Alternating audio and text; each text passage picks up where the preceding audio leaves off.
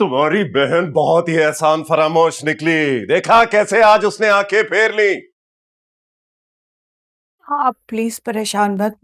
मैं बात करूंगी ना मलिया से। अरे मेरा माथा तो उसी दिन ठनका था जब हमारी बेटी ने उसे अम्मी कहना शुरू कर दिया था। ये निम्रा की ख्वाहिश थी। मलिया ने तो कभी भी उसे मजबूर नहीं किया था। मेरे सामने निम्रा ने कहा था कि जब मलिया ने उसे माँ बन के पाला है तो वो उसे खाला नहीं कहेगी। माँ बनकर पाला है? हाँ? अरे माँ बनकर पालने से वो उसकी माँ नहीं बन जाती। उसके नाम में मेरी वल्दियत है। हम हैं उसके माँ बाप। माँ बाप तो हम उसके उस वक्त भी थे जब जब आपने खुद उसे मलिया की गोद में डाल दिया था, सिर्फ इसलिए कि वो चौथी बेटी थी और वो आपकी ख्वाहिश नहीं थी।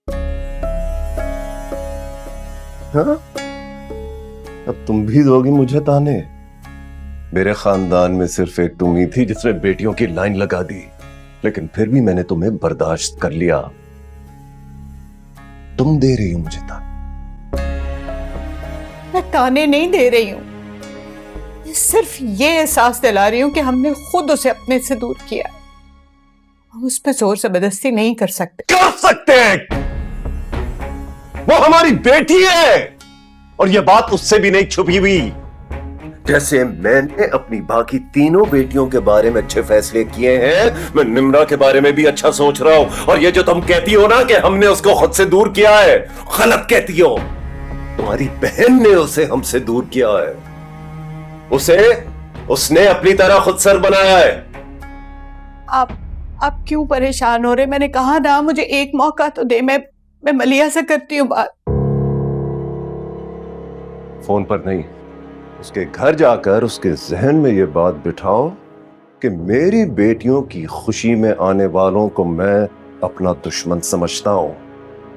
Got it?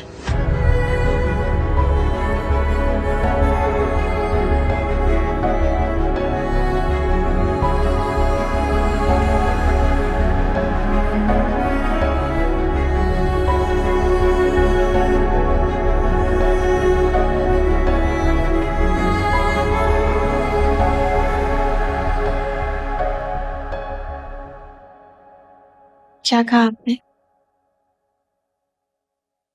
यही कि तुम मोहित से शादी नहीं करना चाहती। वजह तो पूछी होगी उन्होंने। जब पूछेंगे तो वो भी बता देंगे, ठीक है?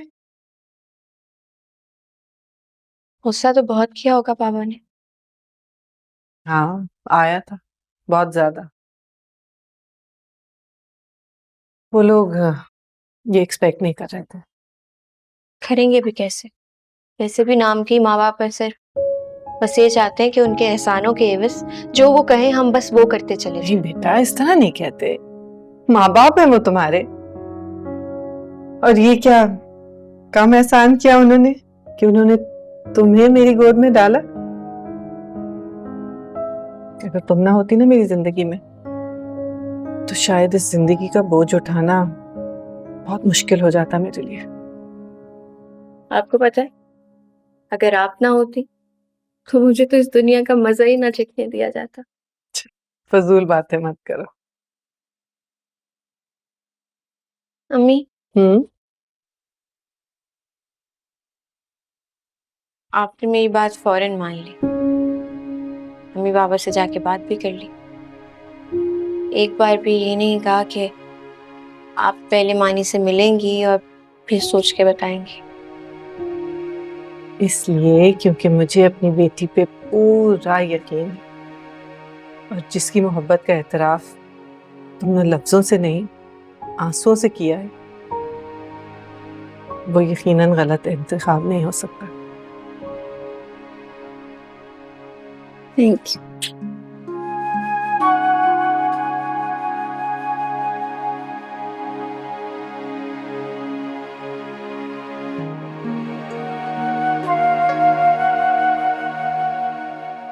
रूबी, इन तकल्लुफात में क्यों पड़ गई तुम भाई? इतने दिनों बाद मानी हमारे घर आया है, इसे पसंद है, मैंने बना लिया। थैंक यू मामी। You are welcome. मुझे बहुत अच्छा लगा तुम यहाँ आ गए। मुझे पहले से पता होता तो मैं अपने हाथों से तुम्हारे लिए कुछ बनाती। अब आते जाते रहना। मुझे हर किसी के हाथों का बना हुआ खाना पसंद नहीं आता।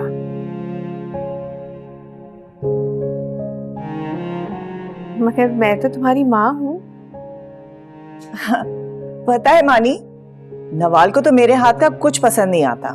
करनी होती है उसे डाइटिंग और मेरी कुकिंग में नुक्स निकालने बैठ जाती है।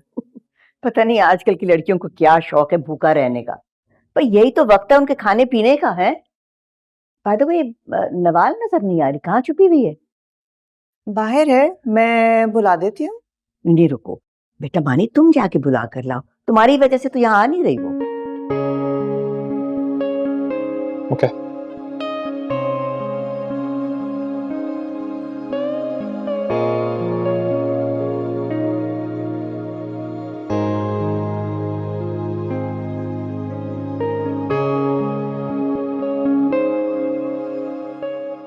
ये सब तुम खुद खाओगे?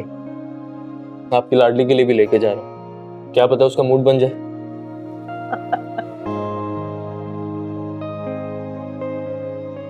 इसीलिए तो मैं इसको साथ लेकर आई हूँ, भाई किसी बहाने तो उनकी नाराजगी खत्म हो ना। थैंक यू बेटा। ये बातें तो हम बड़ों को ही सोचनी चाहिए। ये छोटे बच्चे तो इतने जज्बाती होते हैं कि बस इनको पता ही नहीं है कि ये छोटी छोटी आपस की तकरार ही बताती है कि आपस में कितनी मोहब्बत है। बस अल्लाह इनकी मोहब्बत को कायम रखे भाई, मेरी तो यही दुआ है। आमीन। आमीन आमीन सुम्मा आमीन। पप्पू आप कुछ ले ना। मैं लेती हूँ बेटा, 1 मिनट। अच्छा आप मुझे बताएं, आपको मैं प्लेट में क्या निकाल कर दूं?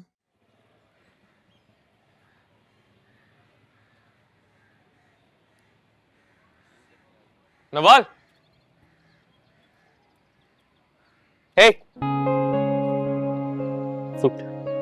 मैं नहीं खाती है। क्या नहीं खाती? तो तुम ना बहुत बदजौक लड़की हो। आंटी जब भी कुछ बनाती है ना, मुझे हमारे घर से खुशबू आ जाती है, और तुम्हें आंटी की कुकिंग कभी पसंद ही नहीं आई। चलो अच्छी बात है, तुम्हारी कोई ना कोई हिस्स तो काम करती है। अच्छा, मेरी किसी और हिस्स पे कोई डाउट है तुम्हें? नहीं, कोई डाउट नहीं है। लेकिन पता, अपने लिए मोहब्बत महसूस करने के लिए ना किसी हिस्स की जरूरत नहीं होती है, लेकिन हाँ, मोहब्बत रिजेक्ट करने के लिए इंसान का बेहिस होना बहुत जरूरी है।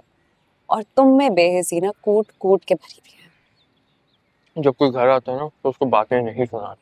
हाँ हाँ, उसके ऊपर ना बिजली बरसाते हैं, उसको ये एहसास दिलाते हैं कि ना उसकी कोई औकात है, ना उसकी कोई हैसियत है। उस दिन की बात को अभी तक नहीं भूली? भूल जाना मेरी हॉबी नहीं है मानी। हॉबी? मैं किसको बोला? हमारा गुजरा हुआ सारा बचपन, हमारी दोस्ती, let's start with that. Trust me यार, कुछ नहीं बोला। उसी की खातिर तो यहाँ पे खड़ा हूँ तुम्हारे पास, और मासूमों की तरह तुम्हारे हिस्से का खाना खा। नम्रा की कॉल आई थी, तुम्हारी बेचैनियों का पूरा अकाउंट दे रही थी वो मुझे। अच्छा, बड़ी कॉन्फिडेंट हो गई हो जो इस तरह सरेआम मेरी बेचैनियों पे तबसरा करने लगी। वैसे क्या कह रही थी वो? तुम अपना फोन भूल गए थे यूनिवर्सिटी में, बस वही बता रही थी। अच्छा, मुझे ऐसा लगा उसने कुछ और कहा तुमसे। क्यों, उसके पास कुछ और होना चाहिए कहने के लिए? नहीं, लेकिन कम से कम उसे हमारी सुलह करवाने की तो कोशिश करनी चाहिए। क्यों करना चाहते हो तुम सुलह मुझसे?